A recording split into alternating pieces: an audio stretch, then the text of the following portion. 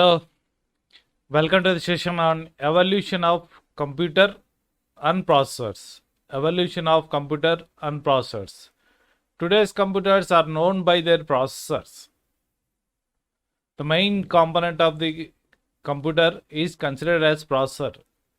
You might have heard about i7 processor, dual core processor, core 2 duo processor, etc. Okay, when you go to a computer, they will ask which one. i7 processor computer, i5 processor computer, like that. That means the processor is the main component. The value of the computer is nowadays decided by the processor. Apart from RAM and hard disk, which are also important, but processor is considered as the main component of the computer. Now let us see how the computers have evolved over the years and also these processors. Computing started before the invention of computers. Computing actually started before the invention of the computer. That means using pebbles, abacus, etc. They are all considered as the methods of computing. They are all considered as methods of computing. So computing existed before the invention of computers, but we are not interested in those things. We consider only computers in this session. So Charles Babbage, who is considered as the father of the computer, designed what is called as difference engine. That is the first contribution. Difference engine was invented by Charles Babbage, which can be considered as first computer in the year 1822, which can be considered as first computer difference engine. But he did not complete that computer actually, but only prototype exists. That means he did not have working computer, or total computer is not built, but only a model of it is built. So don't underestimate that model, because so that vision is very important. How the computer will be in the future. So he built the prototype, and it was designed for astronomical and mathematical calculations. And the main thing is, it was a mechanical computer. Using gates, wheels, levers, etc. A mechanical computer using gates, wheels, levers, etc. So the first computer is of type not electronic. It is mechanical computer. It was mechanical computer. Next, Charles Babbage again designed this analytical engine, which can be considered as the first general purpose computer.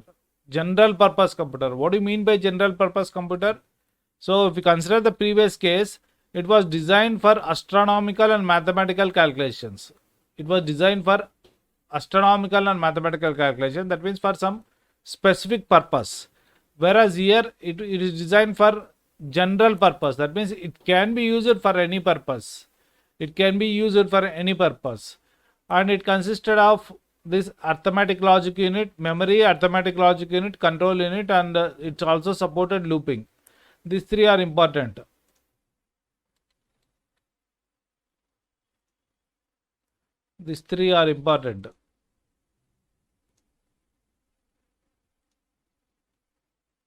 There is some issue.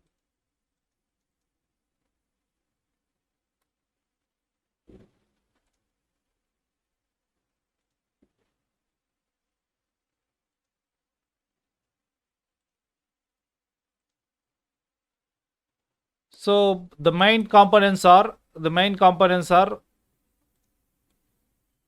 this memory, arithmetic logic unit, and control unit. Even the current day computers consist of this memory, arithmetic logic unit, and control unit. But it was also not completed, but it definitely resembles the current generation of computers. Look at the vision of that person. So somewhere in 1822, or maybe I think it was designed in 1937. 1822 difference engine, 1937. So this person had some vision of a computer, and even the current generation of computers resemble it. But it was also a mechanical computer. It was also a mechanical computer, and the Charles Babbage machines used decimal number system. The current generation of computers use what are called as binary number system. What is called as binary number system, whereas the Charles Babbage machine analytical engine used decimal number system. That means it used digits from 0 to 9 and the combination of the digits. Later, subsequently, several analog computers were designed, not digital, analog computers were designed. Several analog computers were designed, and basically they are mechanical and electrical computers. Mechanical and electrical computers, not electronic. That means they use high voltages.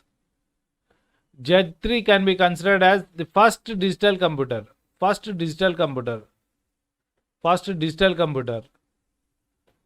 which was an electromechanical computer. It used binary number system. And the programs were typed on punched films. So it was based on binary number system. The programs were typed on punched films. That means punches were made on the films. The first electronic digital programmable computer is Colossus. First electronic digital programmable computer. It used vacuum tubes. Not the current transistors. It used vacuum tubes. Vacuum tubes are nothing but something like your bulb. You can see the zero bulb in your home, or in maybe up to 10 years back, people used the bulbs, tube lights, and then the bulbs. Okay, they look like that. But unfortunately, it was not Turing complete. That means at that time, there was a theory called as Turing Theory. So he proposed something, a theory called as Turing Theory. If any electronic machine, followed the theory, then it was called as Turing complete, and it can be considered as a computer. But it was not Turing complete, so it cannot be considered as a real computer.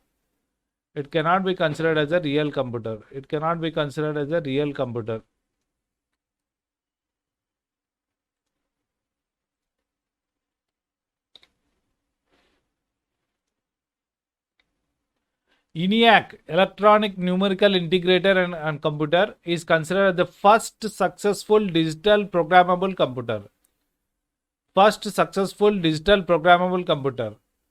Okay, the programs were defined by the state of patch cables and switches. It consisted of several electronic components, including resistors, capacitors, relays, and mainly vacuum tubes. Electronic numerical integrator and computer.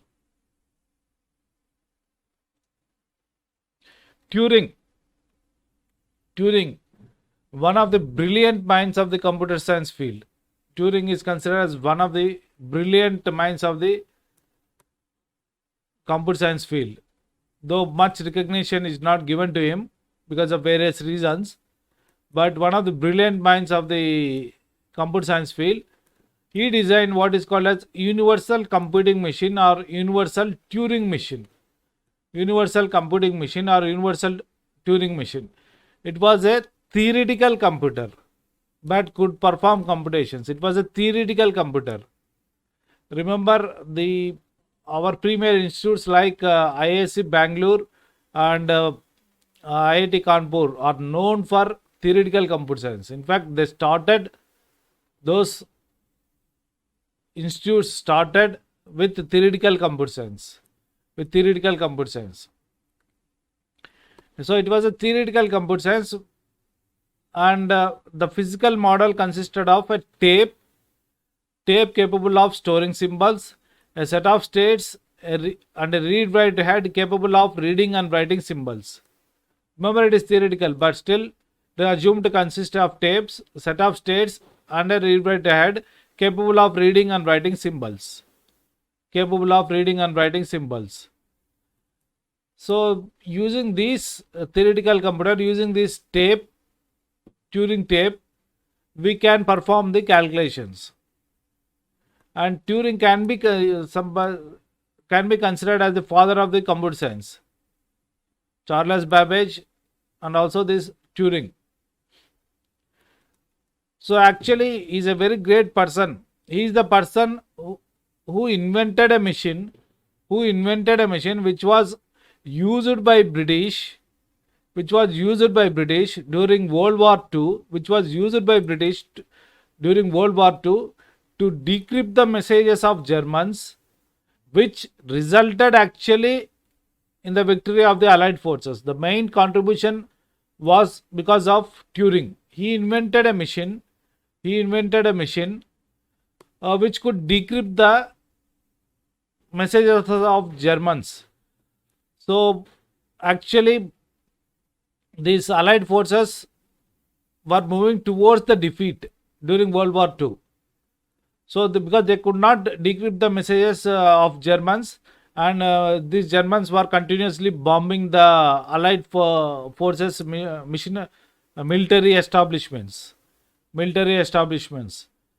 They were bombing. So it is because of the decryption of these messages of Germans, Allied forces have won the World War II. Unfortunately, he committed suicide, and he was a homosexual. He was a homosexual. At that time, homosexuality was considered as indecent in Britain. Okay. Now we consider these British and Americans as very scientific persons. They don't follow any superstitions, etc. It's not true. So nowadays, this homosexuality is not considered as a crime, even in India. But at that time, even in the Britain, it was considered as indecent, and he was humiliated. Actually, he was humiliated, and he was forced to commit suicide. That's why he was not given proper recognition. But his contributions are used by British. But he was not given proper contribution. There is one film based on Turing. You can watch it. It is available in Prime Video. Probably it is available in YouTube also. You can watch it. A film based on Turing. You can just search in the Google or YouTube and then find the film. So he contributed a lot, but his contributions are not properly recorded.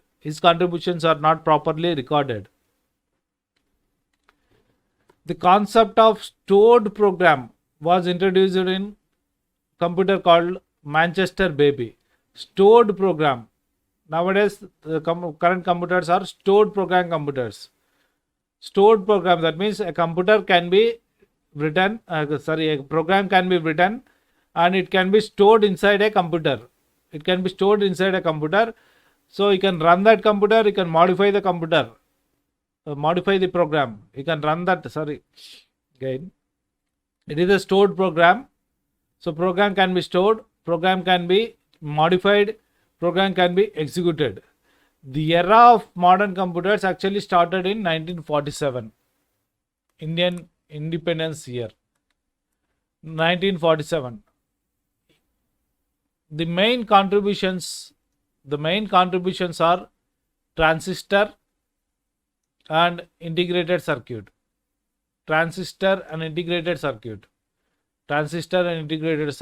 The two main components. Even the current computers are based on only these two. Transistors, the main component of a computer nowadays also is transistor, and all these transistors are integrated into a single circuit.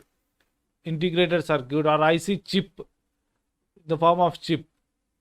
So everything comes inside a computer in the form of a chip. Majority come in the form of chip. Transistor was found by William Shockley, one of the brilliant minds, William Shockley. Transistor was found by William Shockley along with other persons, and IC was found by IC based on silicon was found by Robert Nice. Robert Nice.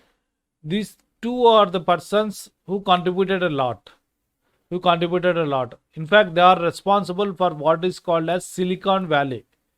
You might have heard about Silicon Valley.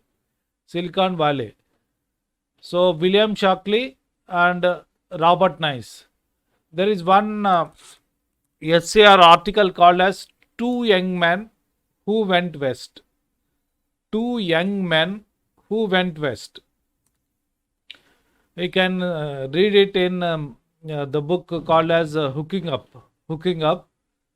You can search for the article Two Young Men Who Went West.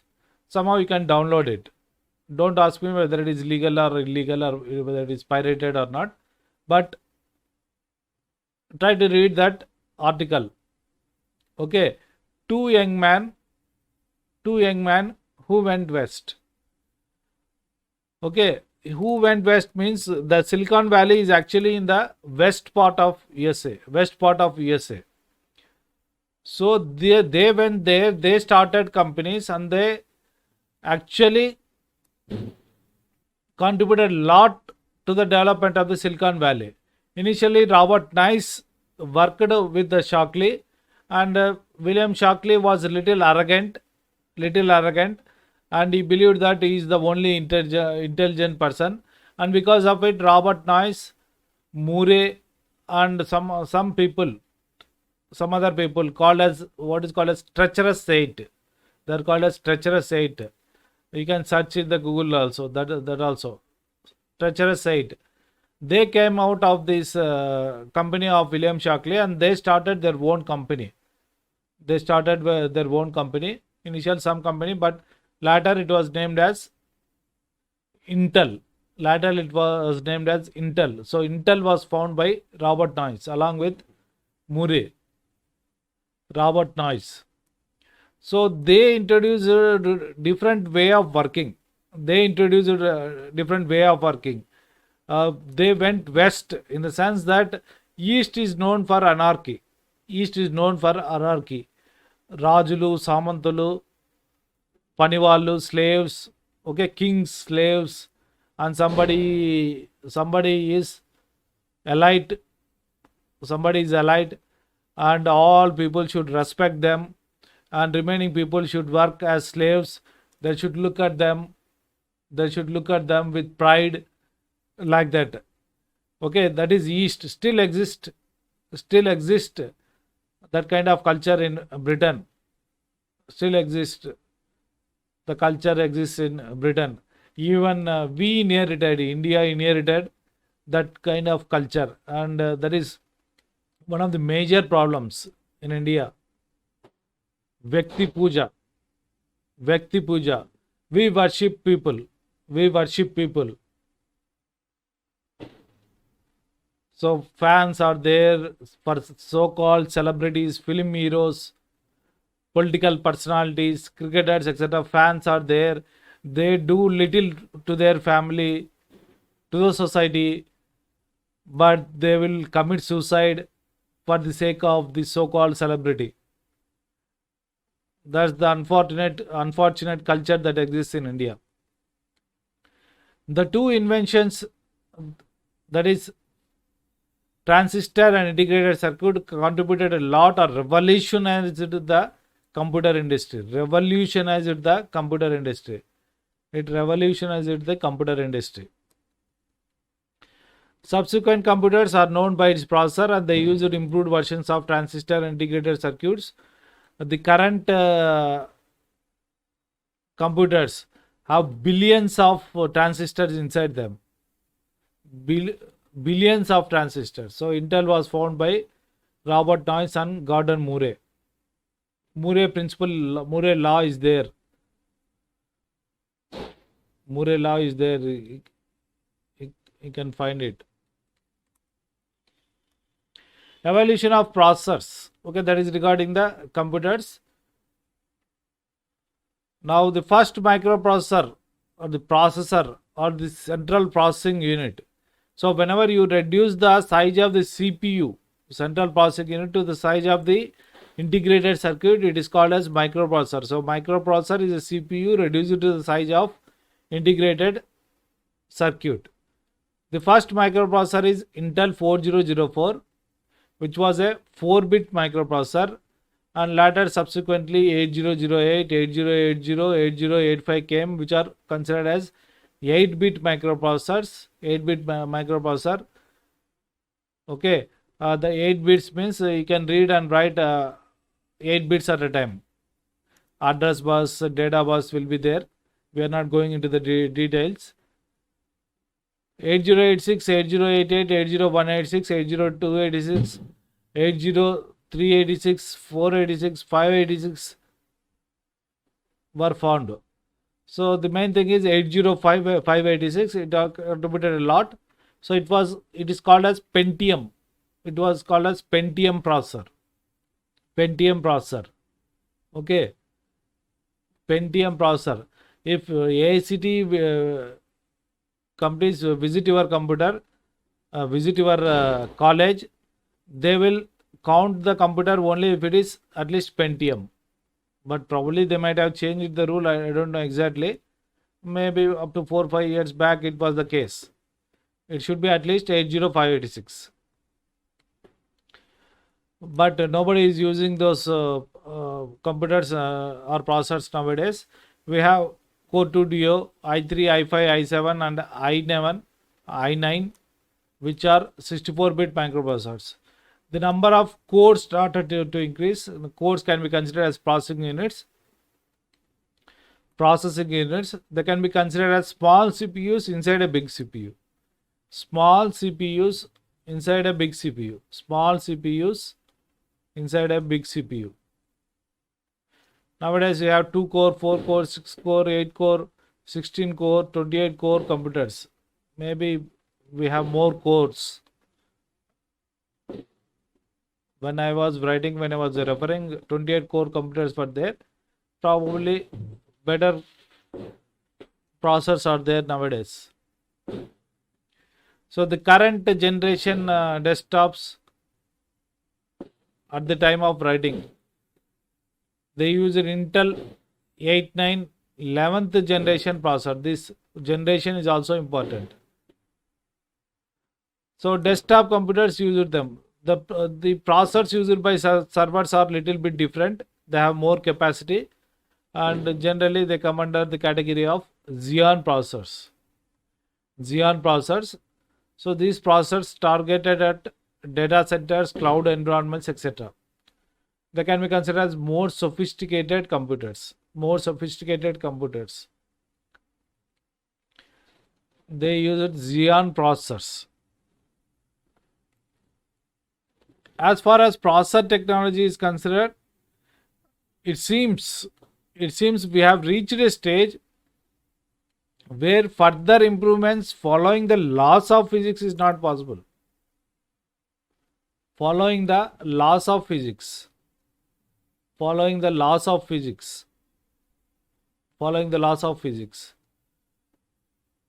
Because of enormous amount of heat that is generated by these transistors, etc. So if you want more sophisticated computer, probably we have to violate the laws of physics. So nowadays people are working, research is going on about what are called as quantum computers and molecular computers, which are based on quantum physics and molecular computing.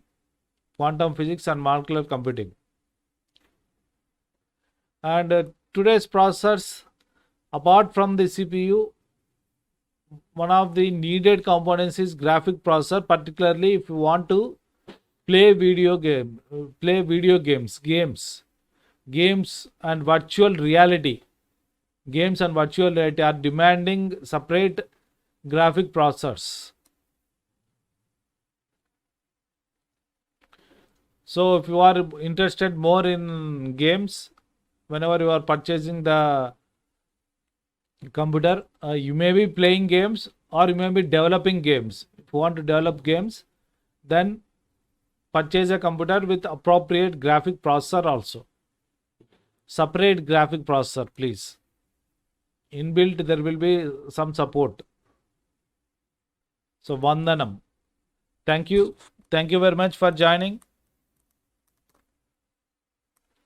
So, use computers for the betterment of the society.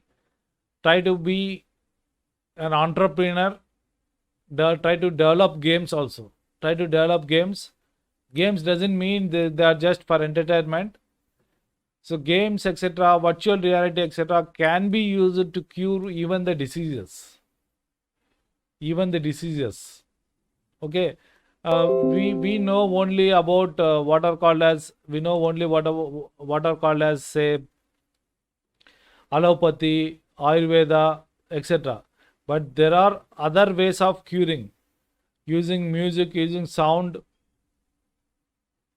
Okay. Acupressure is there, acupuncture is there, etc., etc. Probably you can use computers definitely to cure many diseases. What you can produce using computers, the music, sounds, etc., they can cure. The visuals can also cure. Visuals that can be produced with computers using virtual reality can cure diseases. So don't think it is left to only the doctors, etc. You can do it. You can do it. So try to contribute to the society. Thank you.